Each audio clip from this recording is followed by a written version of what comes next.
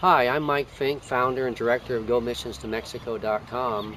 In this video, we'd like to talk with you about safety in Mexico. Over the last several years, there's been a number of incidents and a fair amount of media coverage that have drawn attention to some of the things in Mexico. So we want to talk with you about that. I want to let you know that my wife and I and family, my son and his wife, we live down here in Mexico. We're long-term missionaries. We've been here for about 14 years. And so we want to talk with you about the facts. We would like to set aside the media, emotional, drama type thing, and we want to just talk cold, hard facts, if we may, so that you can understand from a factual standpoint the reality of the situation down here. I want to let you know that we are located in a rural, farming, agricultural area with very little threats or virtually none of any kind. Nothing really happens down here. It's big news when things do happen, but like I say, we're in a farming area. The valley is about 60 miles long. It's spread out. There's about 40, 50 communities spread out over the valley, and humble people here, a lot of people from Oaxaca that come up, indigenous people. So there's really no threats of anything of that nature. Also want to mention to you that the drive down to Mexico, some people have fear about the highways. We're located on the Baja Peninsula, so we're on the western side really of Mexico. We're really kind of isolated from what's going on in the mainland. And so the drive down is via a highway. About the first half is a nice toll road, and the next half is a two-lane highway. Approximately each day there's about 10,000 vehicles that use the highway every day. And we'll be happy to let you know that there's been virtually no incidents whatsoever.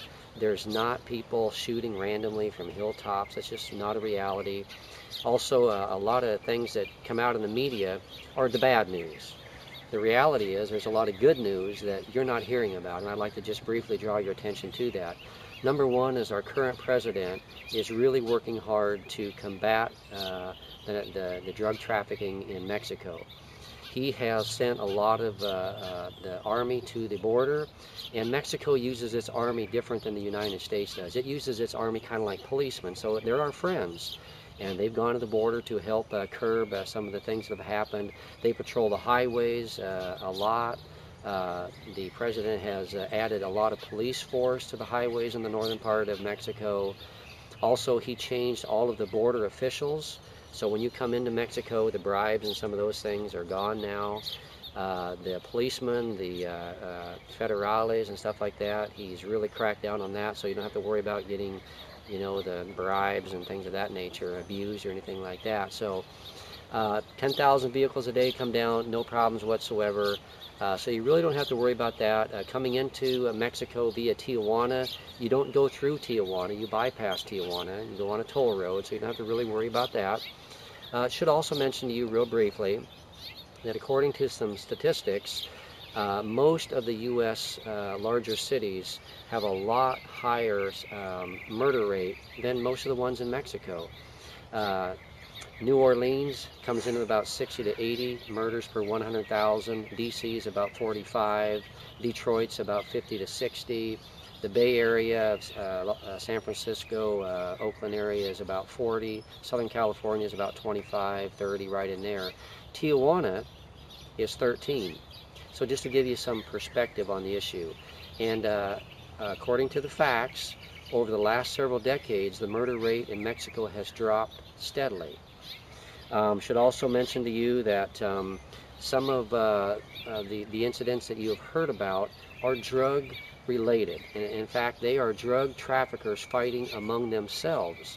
The Americans aren't targeted, civilians aren't targeted, it's just fighting among themselves.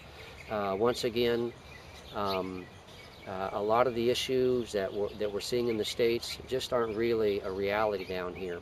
Also want to mention to you, also in all fairness, and humbly I say this, but I want to be truthful, is that a good case could be put together why it's not safe to travel in the U.S. We had open air shooting in Arizona. One of our Congress persons were killed or severely damaged. They weren't killed, pardon me. We've had incidents in Seton Hall We've had incidents in Chicago area, the Bay Area. There's been a number of open-air shootings in the United States, so we could be concerned about that as well. So understand that it's not nearly what you might think it is.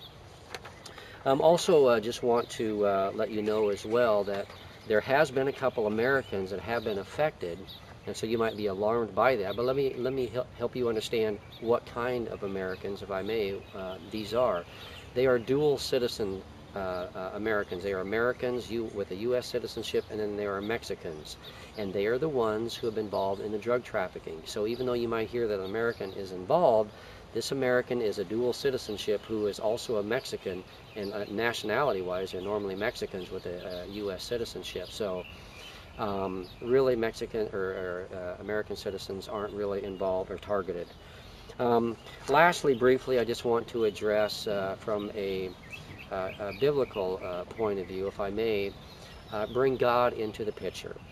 Once again, we know that things in Mexico and our area is very calm, very peaceful. A lot of the people down here are afraid to go to the U.S. because they hear about the things that happen in the U.S. In the same way that you in the United States hear about things that are happening in Mexico, we hear about things in Mexico that are happening in the U.S., and we're alarmed, and the people down here are alarmed, and it's always easy to think that all of the country is like one incident that happened. It's easy to think here in Mexico that all of the U.S. is like what happened in Arizona, or an open-air shooting or whatever.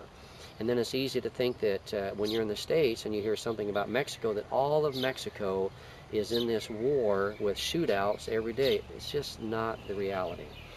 So anyway, I also want to help you understand from a spiritual or a biblical perspective how God can really protect us.